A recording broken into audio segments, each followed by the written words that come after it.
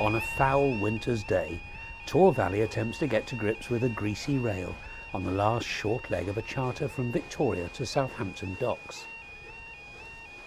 The engine is standing in for Clanline at the head of the Union Castle Express, a one-off train celebrating the centenary of the shipping line. This is the road crossing at Southampton made famous by ocean expresses. The few hundred yards to the terminal building allows an unusually good view of the light Bulleid's motion. Of course, as a rebuilt example, Bulleid's radical features are gone in favour of conventional valve gear. What hasn't changed much is the factor of adhesion, and Malcolm Hall, the driver, has experienced a 60-mile-an-hour slip on the down journey.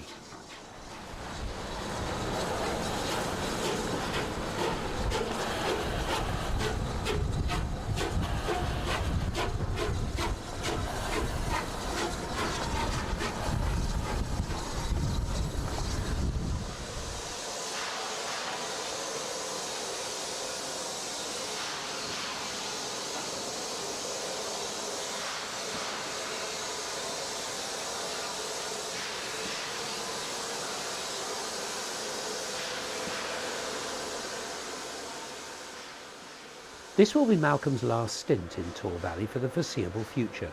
The owner, Bert Hitchin, is planning spectacular rail tours in northern England. The engine will be much missed by the southern crews in spite of the odd slip. The Bulleids are known for slipping because they get a lot of power basically stood still. So obviously, like a powerful car, the wheels spin. Part of the problem is with so many diesel locomotives about in certain areas, you get a lot of oil on the line, which doesn't help at all. Partly it's the heavy trains, so it's a combination of things really, and you just got to be a little bit careful on that regulator. And what you do, you pump the regulator, you open it and shut it, open it and shut it, so that not too much steam is getting on the steam chest all at once. In that way, you're controlling the power really, not too much. Otherwise, they will slip. Enginemen have had a good chance to compare Tor Valley and Clanline back to back. This is Tor Valley passing Micheldever at speed.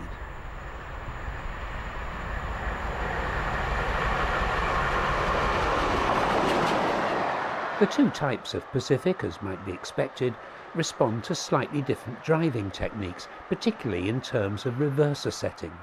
Cut-off on Tor Valley, basically it's all the lot starting off with, and you can bring them back to 50 as you accelerate, and back to 30, and if you're on a climb, Tor Valley seems to like 30 on a climb. So for instance, the other week we climbed from Southampton, Northern Junction, right up to Micheldever. It's a steady old climb, and 30 with about 3 parts of the regulator, so that the steam chest is right over on the boiler pressure, and that's where she liked it, and that's where I left it. Clanline with the same train, you could probably get up to 25, slightly more cut-off, a lower percentage cut-off. So you're doing more with the steam, with a given amount of steam, so it's an easier trip basically. Where Tor Valley would be struggling with 13 on, Clanline is not struggling with 13 on, pulls them away. So that's just that really, one's a class 7 and one's a class 8, and it shows. At 75 miles an hour, Tor Valley is just cantering along and rides very smoothly. But with this sort of speed limit, she's being held back.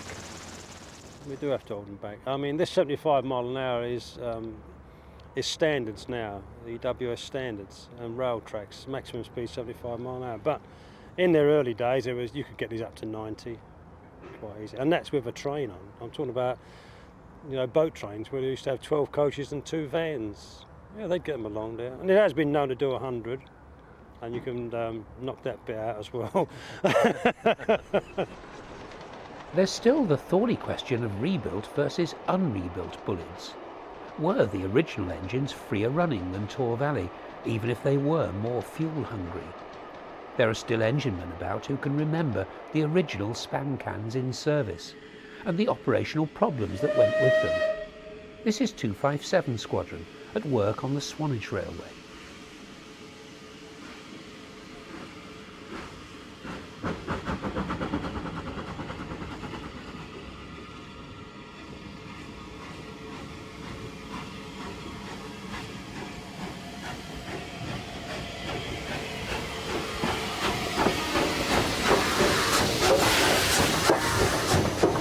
that easy-to-wash boiler casing came at a price. Well, from a driver's point of view, I mean, we had no problems, but there was this tendency of the oil bath leaking, and you could get a large accumulation of oil underneath, and when you went on the shed and you were cleaning the fire or dropping the fire, it was quite close to the casing, and a spark from there would go up and the whole engine would go up in flames, you know, quite quickly. Should Bullitt have been so radical with his designs when wartime conditions prevented proper development? Probably not. In any event, the survival of both types has allowed them to be compared in preservation. 257 Squadron and Tor Valley both worked on the North Yorkshire moors for a while, and Neil Henderson, one of the leading lights on Tor Valley, had a chance to drive them both. This engine I drove regularly on trains there, and another sister one to this, but in an unrebuilt form. I think it was called 257 Squadron. It's now based at the Swanage Railway. Speaking to many men over the years, and particularly firemen, one thing was apparent, and they all said the same: the unrebuilt, as opposed to this one, the rebuilt, would run a lot freer, so they say. And I don't know that that is true, but I do know it used to use a lot more coal, and all the men used to agree on that. They would say the unrebuilt used a tremendous amount of coal, maybe half a tonne a day more. It depends what train you're working on.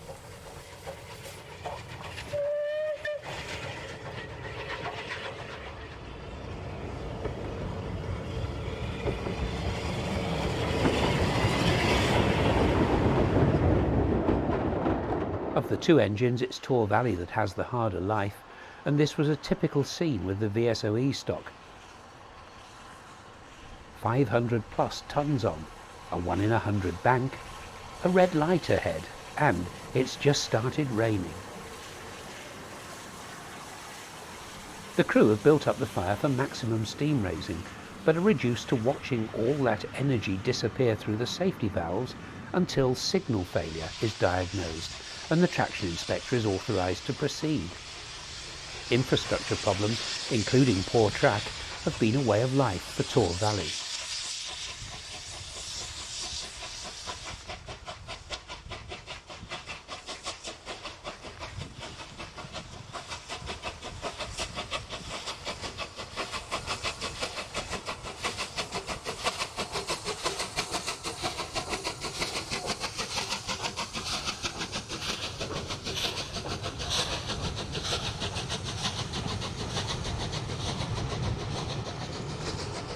We've had our concert home with signals and slip into a stand on the bad rail down here, and we've also had our little bits and bats with rail track.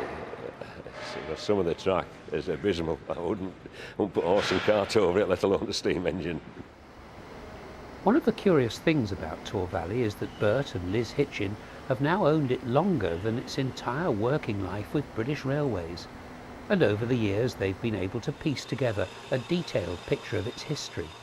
Well, it ended its days at Salisbury, 72B, which is on the front of the engine at the moment. It was withdrawn in April 1964. It was must have been told dead, or I don't know just how, but it got back to Nine Elms in London and stored there. And it was finally taken down with probably a lot more engines to a Woodham scrapyard in Barry, South Wales. And then it languished for 16 years, and then I bought it in 1980.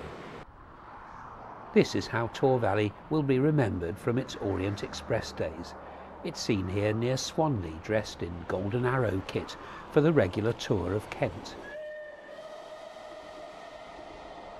But the inside story has never really been told, so to put that right, we can join Tor Valley's last VSOE working, 2 days before Christmas, on a Surrey Hills luncheon special. Surprisingly, with just 2 hours before they're due off shed, there's only a tiny fire in the box. We've got plenty of time. There's £125 there, as you can see. So like everything you do in life, there's a right way and a wrong way. Sometimes the paraffin is just neat paraffin and not oil, and it tends to flash up, so you need to have a bit of stick, just so there's a bit of distance between you and the action end of the rags. They're flaring up nicely. As you can see in there, we've already cleaned the grate. It's not too bad, so there it is. Orient Express tours usually give the firemen a hard time, so they'll need a good clean fire to start with. The fire deteriorates quite rapidly due to the type of train we work in, because it's stop go, stop go. I mean, the engine wasn't designed or built for that. It was built for going at 60, 75 miles an hour, pulling 10, 12 coaches. But with this train that we pull on the Bosey train, it's usually a minimum 500 tons, usually more, 568, 570. And then of course it's all little twists and dips, and as you know, the track can be very greasy and slippery. In fact, this morning I would imagine it's quite greasy. So the fire, yes, it suffers of course. This was Tor Valley joining the main line at Byfleet and New Haw on the previous trip. It's another of those burrowing junctions with a short, sharp gradient. In suburbia, there's a lot of stopping and starting and chasing units, signals, red signals, caution signals, which all cause us to slow down and they have to pick up speed, etc., etc. So with 500 tons behind the engine, sometimes more, the engine is working quite hard, and obviously have the wear and tear in the short, heavy loads and signal stops, etc., etc. But once we get underway, it'll compare to anything on the system. John Neal is the rostered EWS driver, and one of the first things John wants to know is that the sanders are working.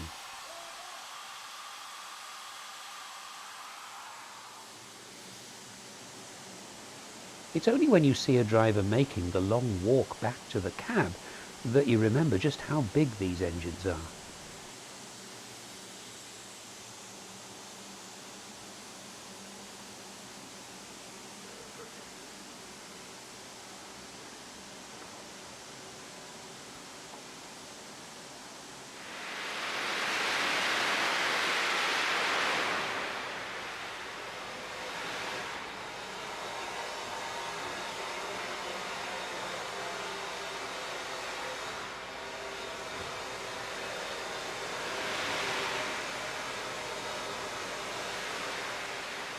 £11:15. Tor Valley moves off shed with £180 on the clock, and plenty of time to bring her up to full working pressure, with departure from Victoria scheduled in just over an hour's time.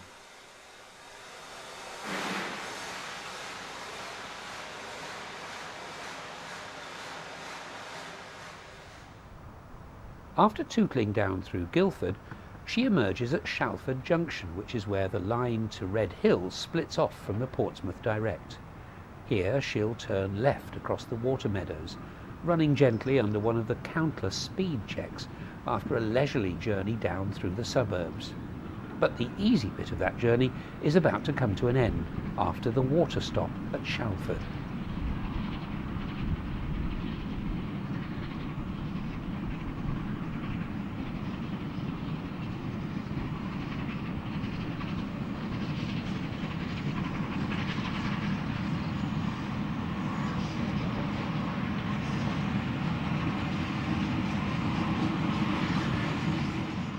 So far, the fireman, Colin Kurzweil, has been mainly concerned with keeping the engine quiet, preventing it blowing off wastefully.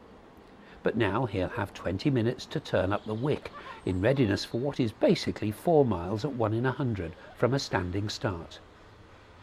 There's 540 tons on the back, including the Electra diesel, which won't be doing any pushing unless there's a problem.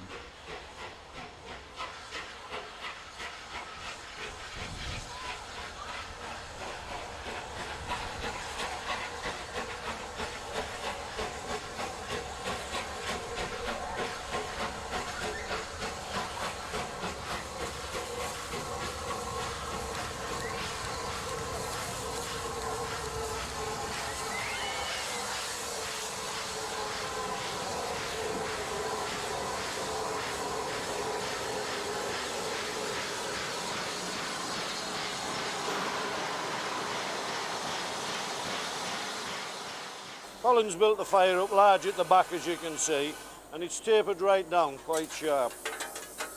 Now we spread it out a bit now towards the front. So that is a bed of energy. It is pretty well burnt through, not all of it. Now we're getting ready for going now, so we're getting up with the heat. He's closed the doors, he's put the blower on.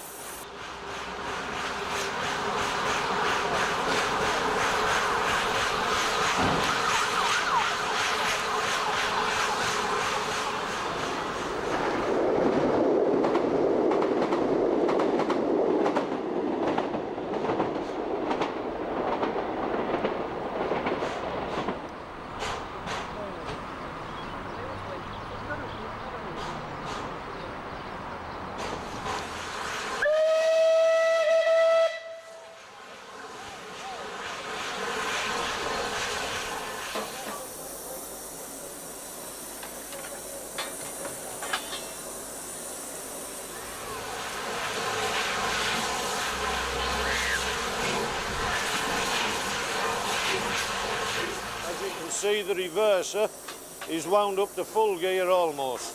He's on about 73%. Having got rolling, we've knocked the reverser back. Looking and listening all the time.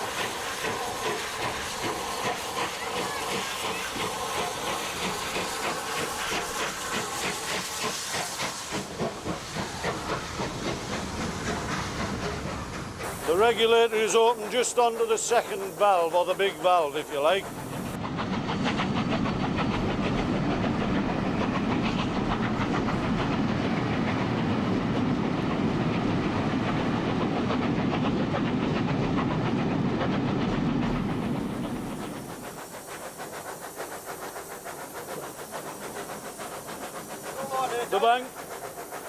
The bank is not far ahead now, Mike.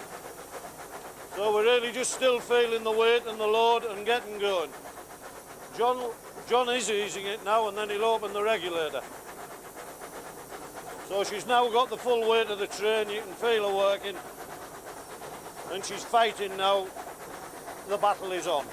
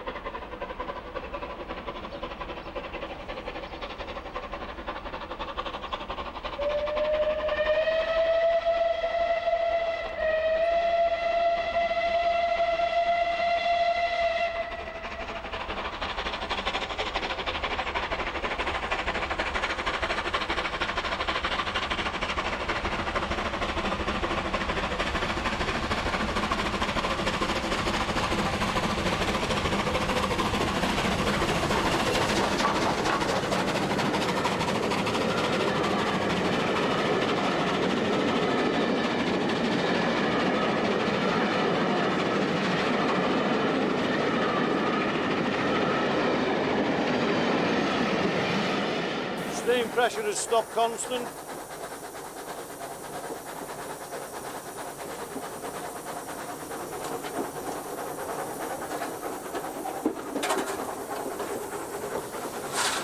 Colin will now top up round the corners of the firebox. He'll pay particular attention going to the sides. As you can see, the fire is starting to get burnt through, nice and hot.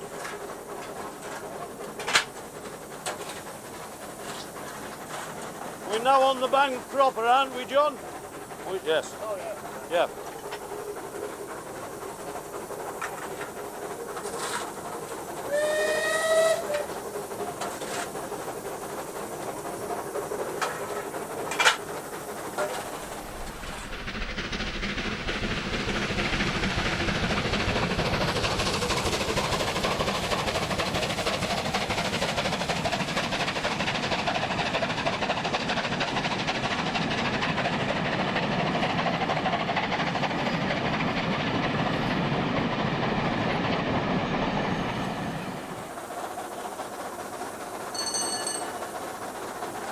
bell was the AWS saying the road is clear and we have a green signal. Injector's just been put on. Steam pressure is rising.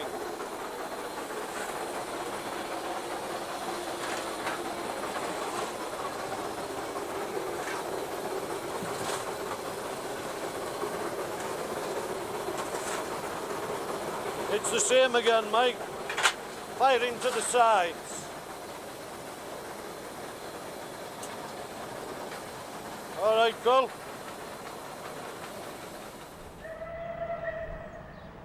The climb is in a couple of steps broken by easier sections, and the trick is to generate sufficient steam, but no more than they need. We're well into the bank now, Mike. But as you can see, she's going well. But it doesn't ease off, it gets worse. When we get to the top of this section, there's a level bit, then it goes steeper for another 1.5 miles, I think. She's working quite hard now. The bridge up ahead is called Welcome Bridge. And you know why that is. And if you're not sure why it's called Welcome Bridge, well, the answer is written clearly on the boiler pressure gauge, now 40 pounds below the red line at 210. Generations of firemen have been glad of the brief respite of an easier gradient after the bridge. By now, Colin is firing little and often, but is rarely idle. The fire is one incandescent mass, instantly turning black coal into white heat.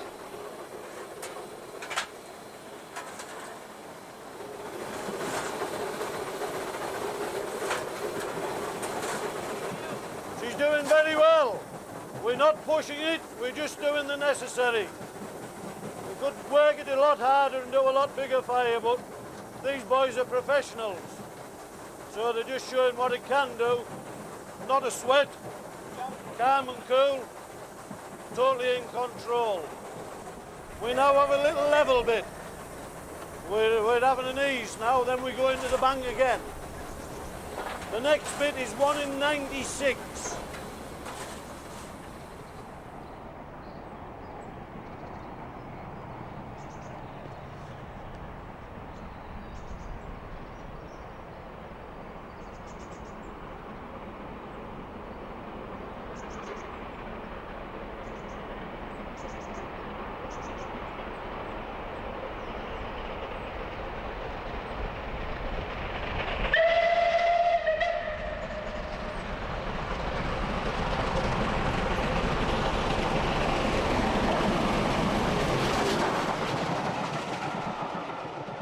The brief rumbling noise you're about to hear on the footplate, which sounds like crossing a bridge, is in fact the engine slipping. That was a slip. Tell me about it. Well, you felt the vibration, then you heard it. John was there instantly ready to close it. She found her feet again on a good bit of dry rail. No problem.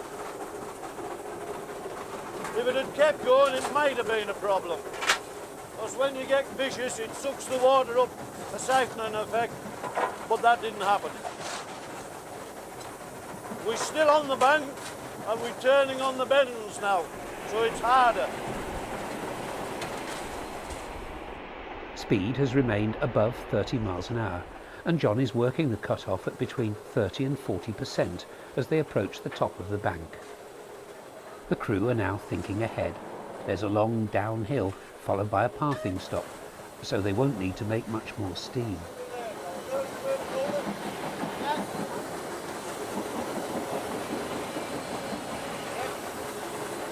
Down the hill now.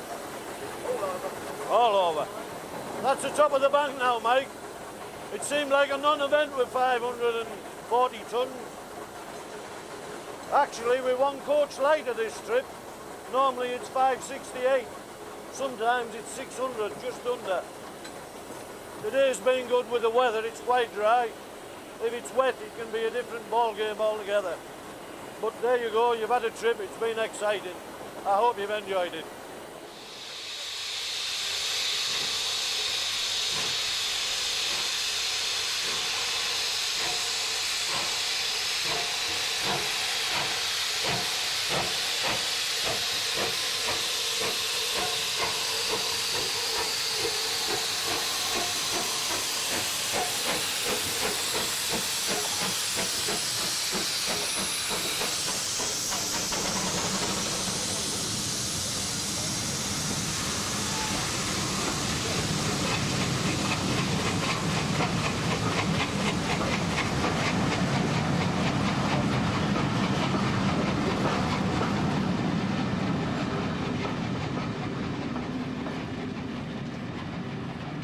After the stop at Betchworth, they set off towards Red Hill, and the Bullard is soon back in her stride.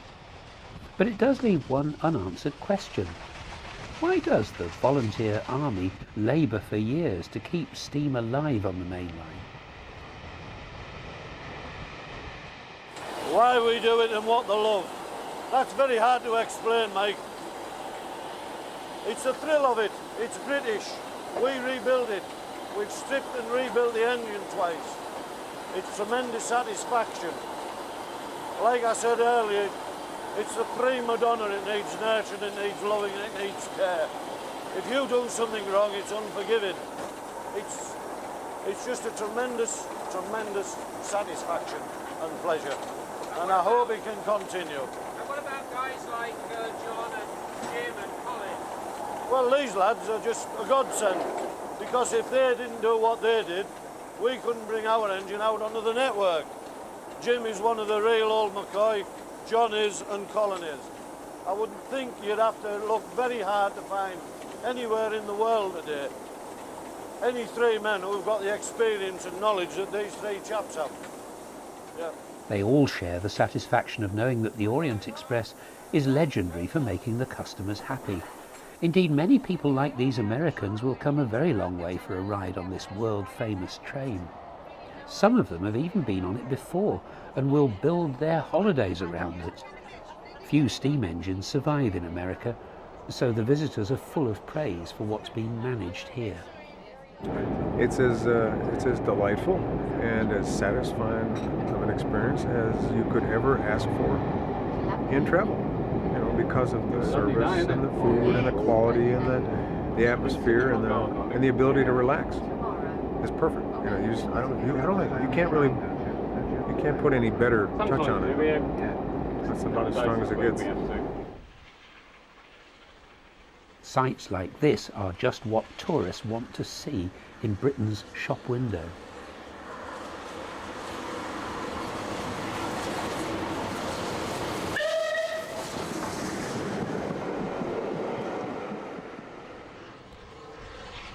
Here, on one of the earlier tours, Tor Valley is looped off the main line at Paddock Wood.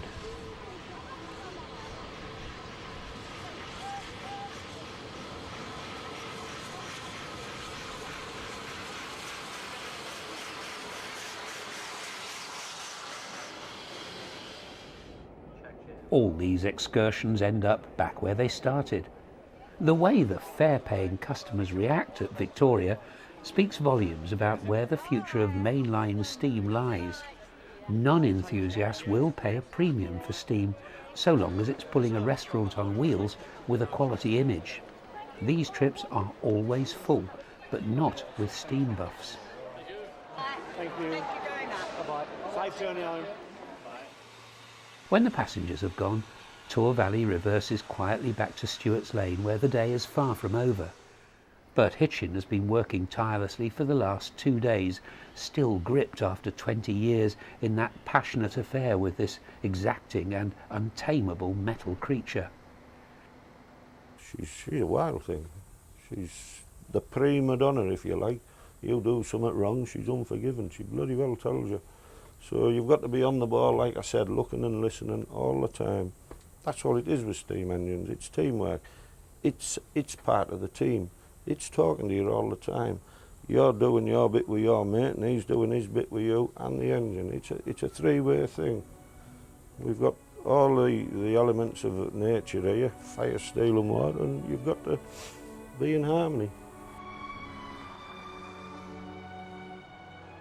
A few days before the end of the second millennium, another great example of Britain's engineering heritage lay at anchor. QE2, whose timeless beauty goes back to the 60s, was about to set sail from Southampton.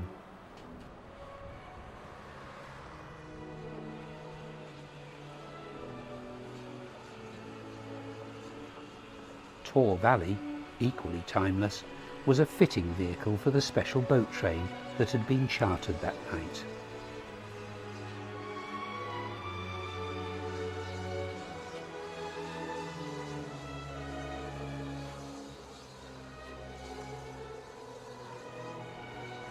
Interesting to note that the docks were full of hundreds of minis for export, more survivors of a brilliant design that goes back to the days of steam.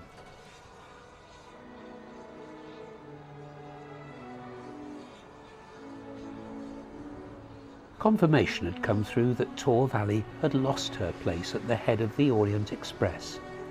Flying Scotsman was to be tried out instead. Bert Hitchin knew he'd have to find new work for his engine.